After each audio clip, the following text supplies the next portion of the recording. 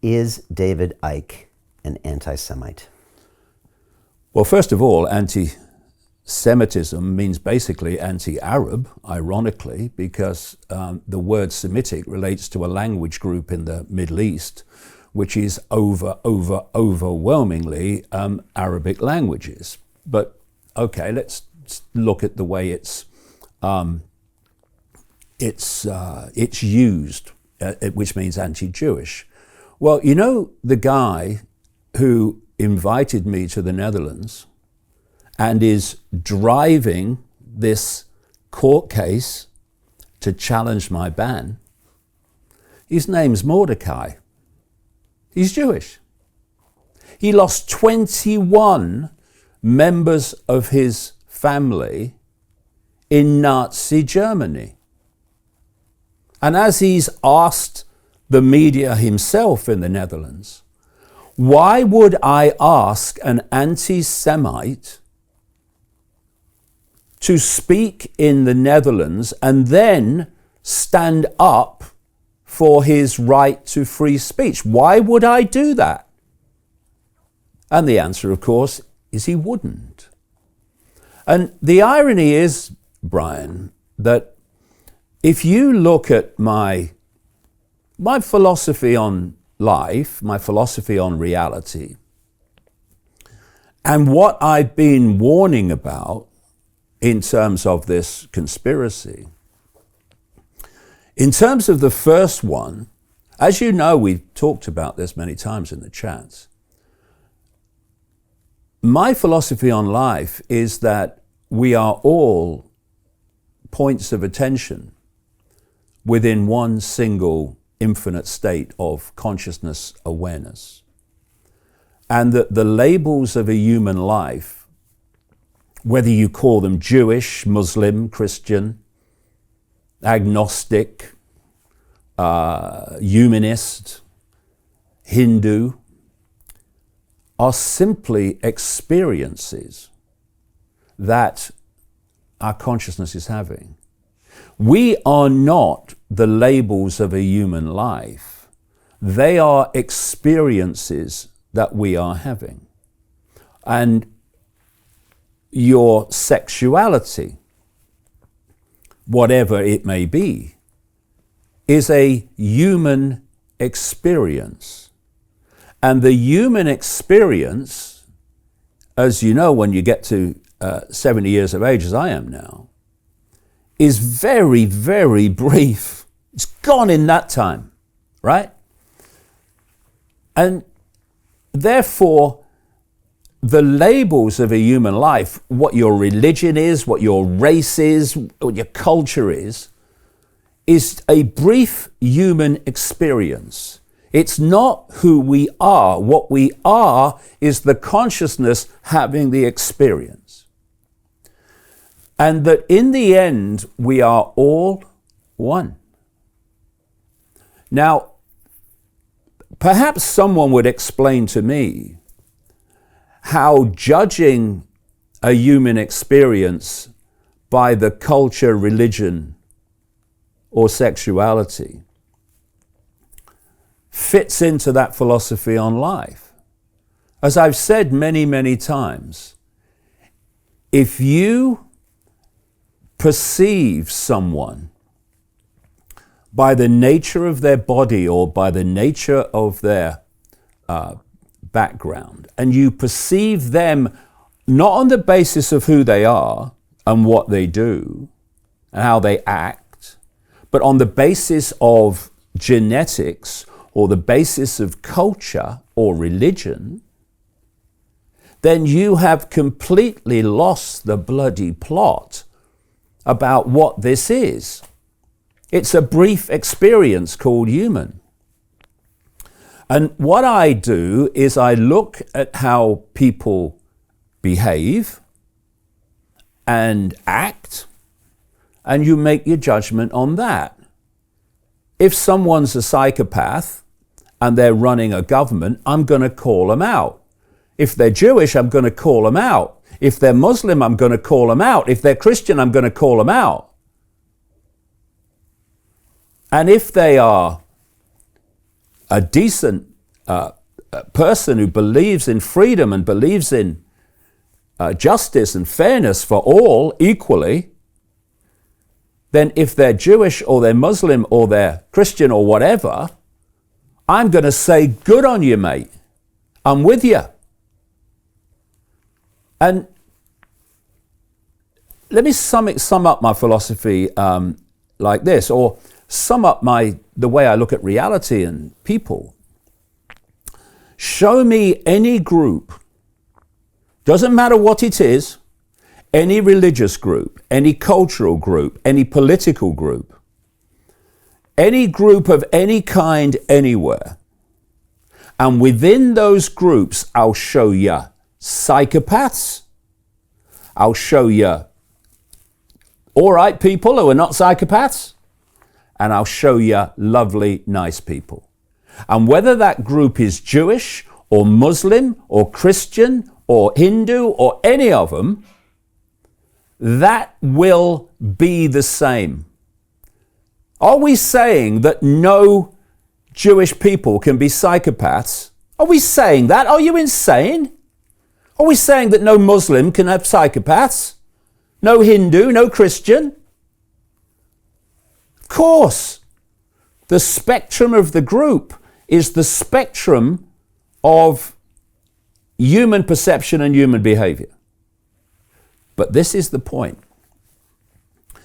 If you mention someone who is Jewish, and I tell you what was really hilarious in this stuff from the immigration department in the Netherlands, is they said, you are reported to say that a partly Jewish group is running the world.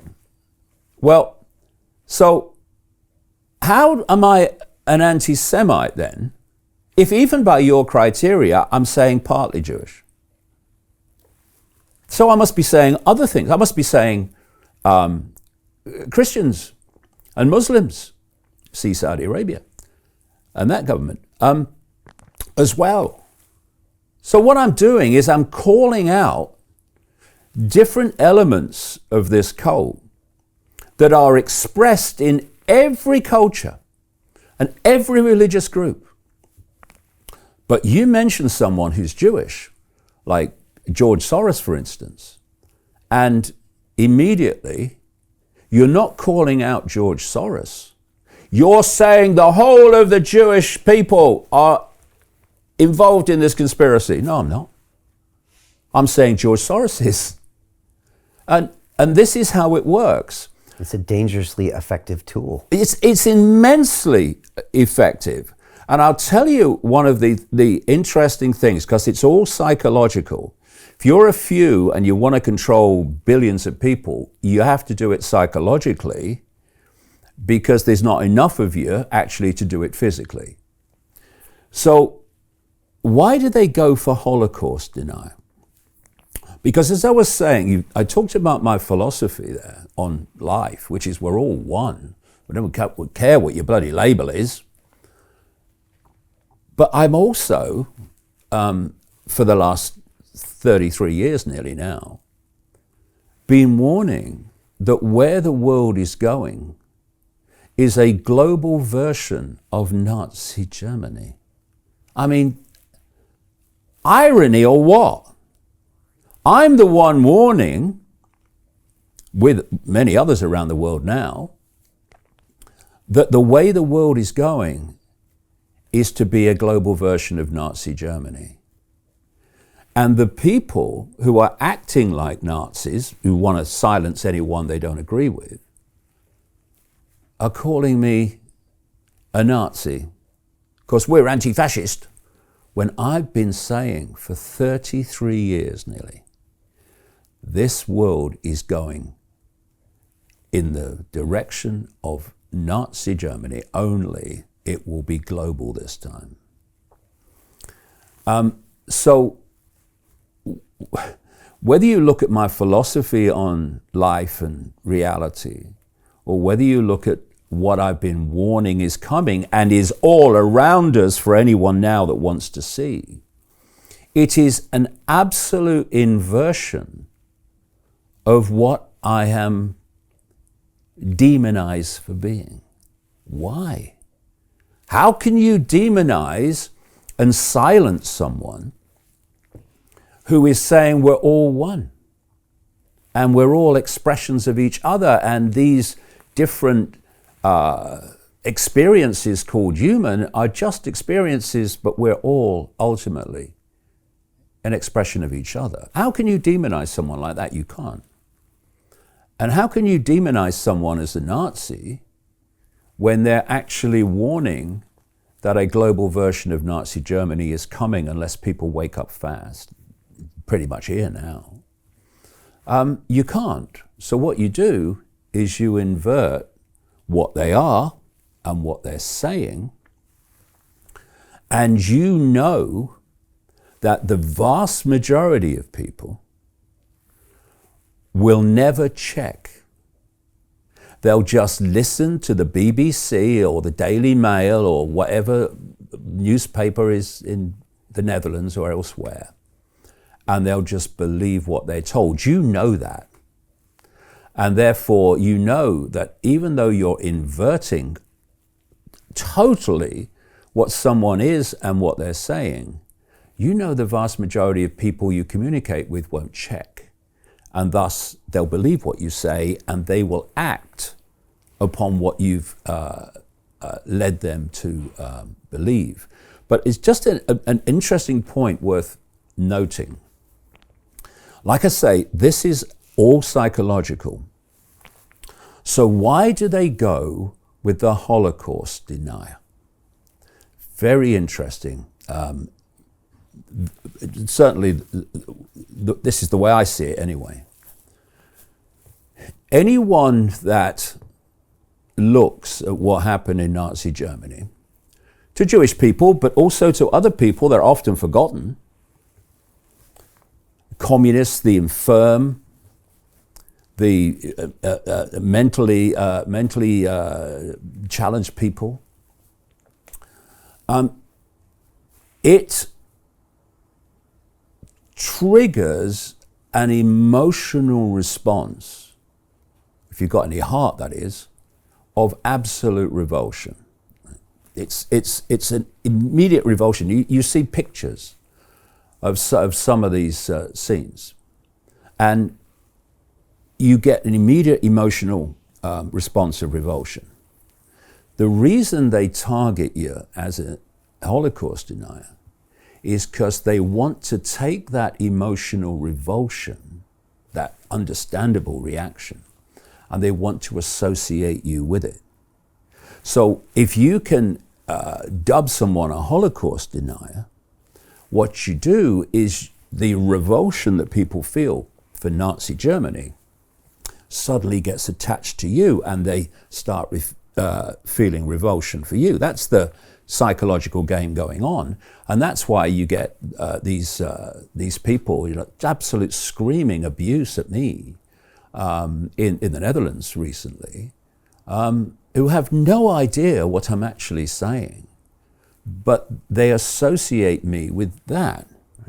And this is why, Brian, what they've done, if they've associated, because it's all word manipulation and psychological manipulation, they've associated the word denier with the Holocaust. Holocaust denier, Holocaust denial. So there's a word association. Those two words are absolutely connected in the public mind. Holocaust denier. So now look at what they call people who challenge other aspects of this agenda. If you challenge the scientifically nonsensical human-caused climate change hoax, you are a climate denier. When people were challenging the COVID story, they were COVID deniers. They became vaccine deniers or anti-vaxxers. And now we've got a new one, election denier. If you look at someone like the clearly senile Joe Biden, who sat in his bunker throughout the election campaign, and I'm no Trump supporter, my God, are you kidding?